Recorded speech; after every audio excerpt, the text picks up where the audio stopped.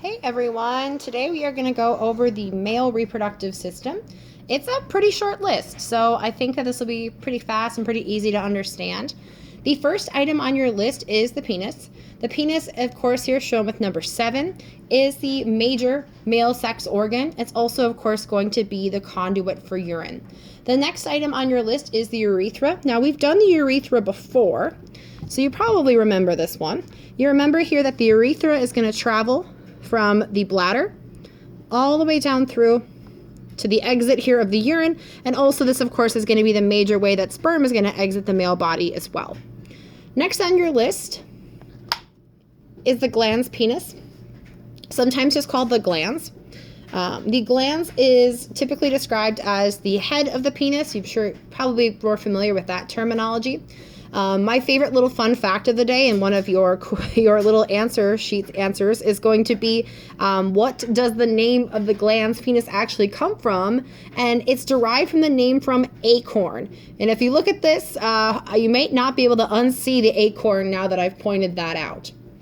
So again, the acorn, or here, of course, the glans penis, which we refer to as the head of the penis. So here, we have a sensitive bulbous structure. Now, covering this area, we have the prepuce or the foreskin, and you know that that's going to be the major covering of the glans or the glans penis, and that protects the glans from abrasion, and it makes up about 1/3 of the skin that covers the penis. Next, we have the ductus or vas deferens. Now, the way this model is set up, we can really only see the external anatomy here really well on the testes and the scrotum. So normally what we would see is that we would see some pipelines coming up through here. That would be the major transports. I'm going to show you that on an anatomy figure instead on my computer in just a little bit here, but I'm going to go over the rest of this figure first. If we could see this better, it would be here, of course, internal. In this testicle view, and we would have a duct here that transports the sperm from the testicle to the urethra. So we'd have ductwork coming all the way around here and coming up through and connecting this back in so it can get back to that urethra. Next on the list then is the testes itself. We've got a few views of it here, so you can see a partially dissected out view and then a slightly more deep dissected out view here with some of the internal coverings that it has, and that's here shown as number 1. You know that, of course, the testes is the primary male reproductive organ. It's going to be where sperm production occurs, and it's going to be where hormone production, like testosterone, occurs. The protective coating that we're most familiar with here is going to be the scrotum, which you can see part of it is shown in number 2. We can see a little more of that on the other side. You know that the scrotum, of course, is going to contain the testicles. It also has, as we can see here, many nerves and veins that are going to supply it with blood. And we know that the scrotum is also protective in terms of kind of like a climate or cooling system. So they just move that further away from the body to regulate those temperatures better. The next one on your list is the epididymis. The epididymis is also not shown because, as I was mentioning before, and as I can show you, that part of the testicle has not been diagrammed out. So instead we just have this big flat panel back here, and we can't see the back half or a dissected view on either of our diagrams. You can see it on both sides. If we could see this, we could take this layer off. We would see this kind of thickening that would be kind of back behind the testicle. They're kind of wrapping around it a little bit. And that's going to be this kind of convoluted duct system where sperm is going to get stored, and ultimately then where it's going to get passed to the vas deferens, which we remember is the other structure that isn't well shown in this particular diagram. I'll show you both the epididymis and the vas deferens on the figure here in just a little bit. So next that we're going to go over here, shown if I tilt it up, you can see the number a little better, is number 6. You can see we have this small little P-shaped gland, and there are a pair of those if we could see both sides right now, and that's the bulbourethral gland. The bulbourethral gland is going to also be called the Copper's gland, and it's going to be what adds fluid to the semen here as it's passing by. So it's one other component here of what's going to make up that seminal fluid in the process of ejaculation. So again, here is our number 6, our bulbourethral gland, and that's going to add to the semen as it passes through. Next we have is the prostate gland. The prostate we've talked a little bit about. You can see here we have this relatively muscular structure that's surrounding here the urethra.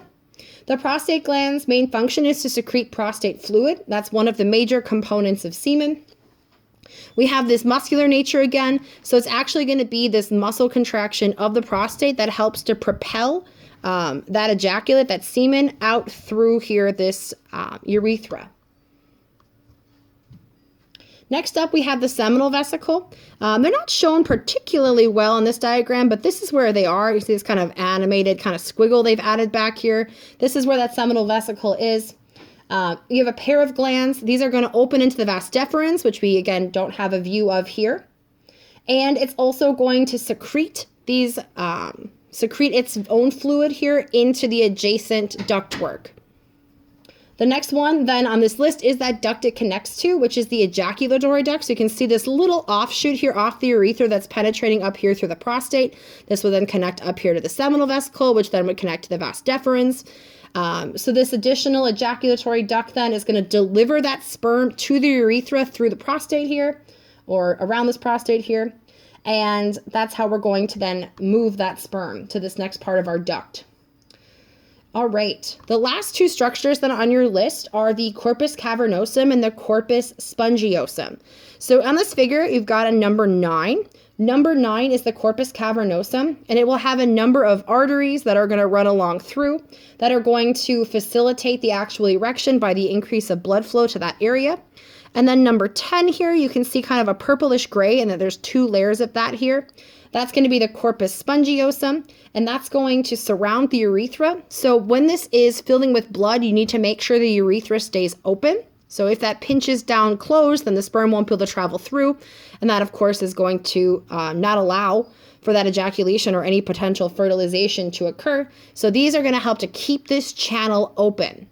So what I want to do then is just quick go to a figure on my computer.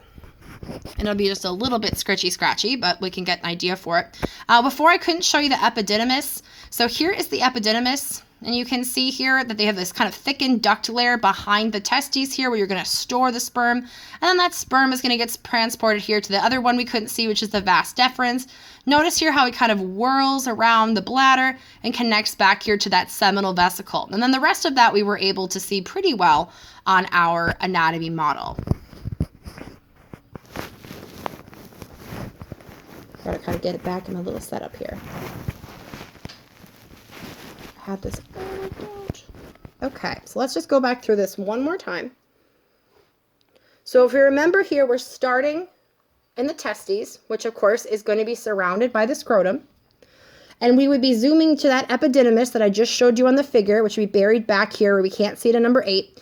And then it would be passing that sperm to the vas deferens. The vas deferens would then come through, it would loop around here, and it would connect back here to the seminal vesicles. The seminal vesicles are going to add fluid that's going to mix in with the sperm, and then we're going to pass it to this next step, which is going to be the ejaculatory duct.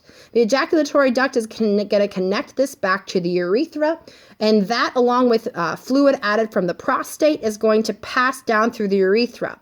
Now, remember again here that the prostate has the ability to contract because it's muscular, and that's going to help propel that semen, those seminal fluids, out here then during that ejaculation. So you want to be able to not only identify all the anatomy, but use that anatomy then to help you trace through these major structures. So let's put this back together. So if you are studying along, you can get 1 or 2 last views of this here. So here is our anatomy model, our side view.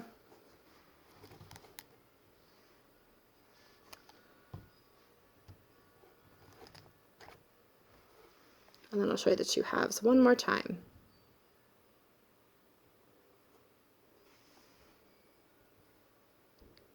Okay. So that has been our overview of the male reproductive system. Next one we're going to do is the female reproductive system, and then we are all done. Can you believe it? That'll be the end, and all we'll have is our practical. All right. Thanks so much for listening. Make sure to fill out your worksheet, and I'll talk to you all soon. Bye.